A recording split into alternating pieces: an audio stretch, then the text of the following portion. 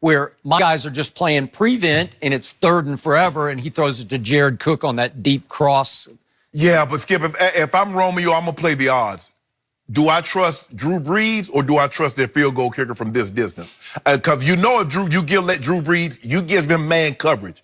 He's going to find a guy, and he's going to get the ball down there, and he's probably going to get a touchdown, or it's going to be a chip shot field goal. To say that the guy's going to have to, on opening Monday, excuse me, he's going to have to kick 58 yards in a walk-off to beat me.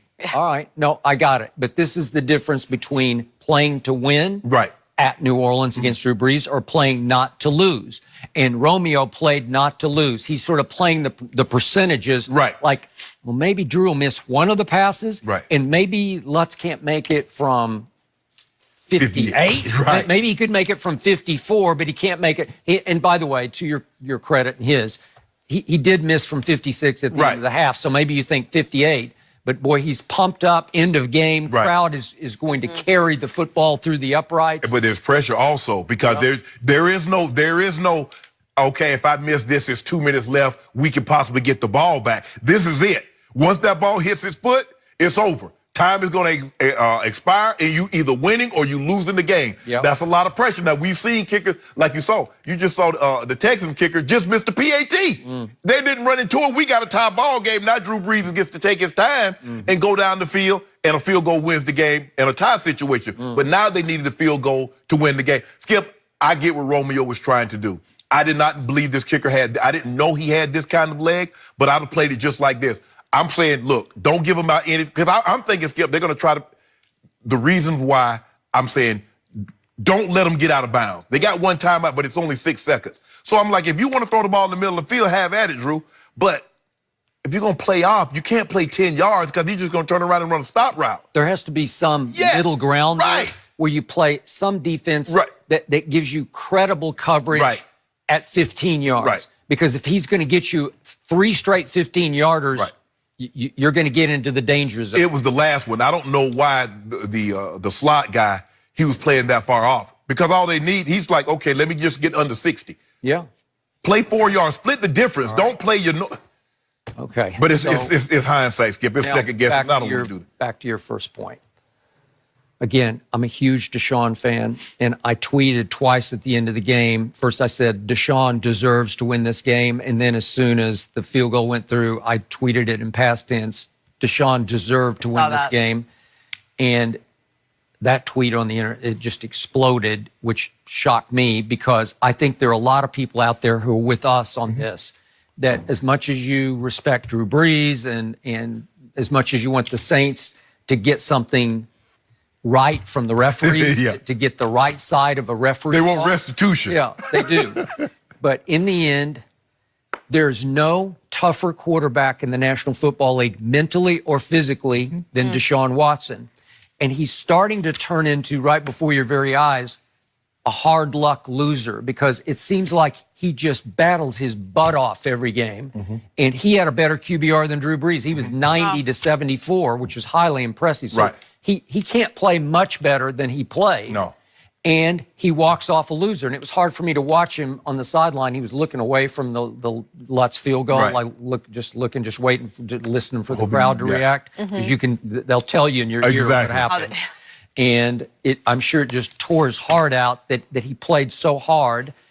And to your point, 61 sacks 62 last year, 6 last night, and 11 quarterback hits last night.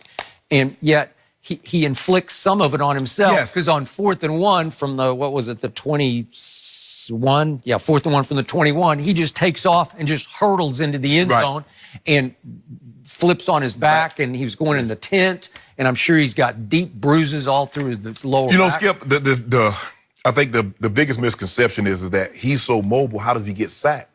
But the mobile quarterbacks are some of the most sacked quarterbacks because while they're running themselves out of harm's way on the backside, they runs themselves into trouble on the front side. You look at Randall Cunningham, Michael Vick, Cam Newton. Some of the more mobile quarterbacks, gets sacked the most.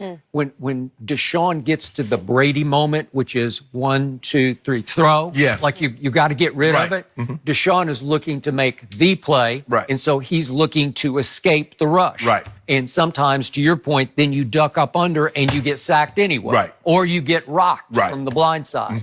And Deshaun is not a pure pocket passer No. who's just going to throw on time like Right. bing, bing, Right. bing, like Brady. Brady's never going to do that. Right. The ball's going to be gone, and if there's nobody open, it's going into the ground or Yeah. into the stands. Exactly. Right? Yes. Okay? So I love watching Deshaun, but I feel for him, and I'm with you because I don't know how long his career is going to last No. at this rate.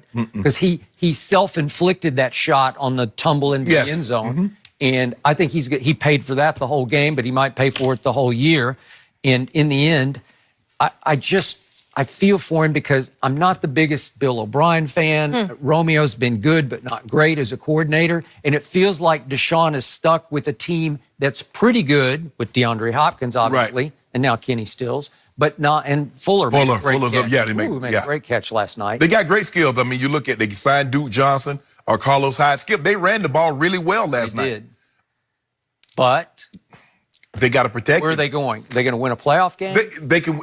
I believe they have the best quarterback in the division, and normally the best quarterback, I would say 8 times out of 10, the best quarterback will win the division. Yeah. Now, Skip, you get outliers. Sometimes you get teams that play such great defense Yep. that they can overcome a great quarterback, or you have an injury to a quarterback in that situation. But they got to protect him. And on New Orleans, you look at the weapons. Sean Payton says, you know what? I got Alvin Kamara over here. I'm bull jiving around and doing all this. Let me give him the ball. Let me hand it to him. Let me throw it to him. And you see just how special this young man Second is. half, that's what they did. Defenders, a little piece of advice, and I've tweeted this for the last 5 years. Do not let the offensive player cross your face. Unless you have bracket coverage and you're responsible for the outside, then you stay outside and force him to your help. Skip, they're playing man coverage. Cunningham, you got him man-to-man. Why would you ever let him run the arrow route and let him cross your face? If you force him to the outside, guess what, Skip? You can use the boundary. You can chase him out of bounds. But if you let him cross your face, you got no help inside, Kamara goes 41 yards. On the touchdown that Deshaun threw to D. Hopkins, it looks without, I mean, from before I didn't really get a chance to see it, but it looks like they're playing some kind of quarters, cover 6, which they're playing half field on one side, the safety's in the middle of the half the field. Skip, he let D-Hop cross his face. You can't let him cross in your face. Well, sometimes that guy's just better than you are. Okay, but Skip, he might be better, but he's going to have to make a hell of a catch because he's not crossing my face. That's what, remember I told you, we talked about this when it happened, Pittsburgh-Dallas game. I said Jarvis Jones' job is to get across the tight end's face. Well, Escobar says, no, I'm not letting you across my face because I know if I can keep you out of here, Zeke's going to hit his head on the goalpost. Okay, nobody is supposed to cross your face as an offender, or offensive player, or a defensive player. Skip, that's rule number 1. And you keep, I'm like, do y'all study tape? What do y'all be doing? Are they on the IG, Skip? Is anybody in meeting? When you're in meetings, what is the coach telling them? I don't know. Maybe you should. I was gonna say, No. They need to read your tweets. I ain't got that kind of patience. Yeah, Really? I know, I ain't got that probably kind of doesn't have the patience. patience for You that. just tweet, you don't coach. No. Did anyone respond to that message? Like, yeah, Yeah, I mean, get some good responses. a lot of times it's people that never played the game. I think sometimes they're just agreeing with me, Skip. But the Saints are loaded offensively, Skip. I mean, because they can run it with Murray, gives them a change of place. He's the Ingram guy. Now, how healthy can he stay? Because that seems to be Latavius Murray's history, is that at some point in time during the season, Skip, he gets nicked and he misses a game here or there. But that Alvin Kamara, Skip, he's special. I mean, he's slithery and he runs with a little bit more power than you think for someone his size. You're looking at him, you're like, oh, man, he can't run. But he's breaking tackles in the line. They give it to him inside, Skip. And, man. I must admit, in the second half last night, after some in the Cowboy organization had made comparisons between young rookie Tony Pollard and Kamara, I was thinking, no, we better just stop that. I appreciate that. But seriously. Yeah. Now, maybe we Glad can you go thought to about it. comparisons of the 90s Cowboy dynasty to this team. And Right. we're going to talk about that in a few minutes. But that one is like, no, stop that. That's a good So I got sign. one last referee Okay. point. Okay. The flashpoint of the game for many watching was the DeAndre Hopkins takedown of Marcus Williams after Deshaun did throw the one interception. If we could see this. So Deshaun, this is a bad idea, into like triple coverage. And then DeAndre threw him down. That's a flag. Okay, and it was flagged, and DeAndre said after the game, "Oh, well, next time I'll play touch football," which I thought was a nice response. And I must admit, in that circumstance, the way he tried to get him to the ground, I didn't have as big a problem with it as you're having right now, because I thought, well, it is tackle football, and you got a hold of him.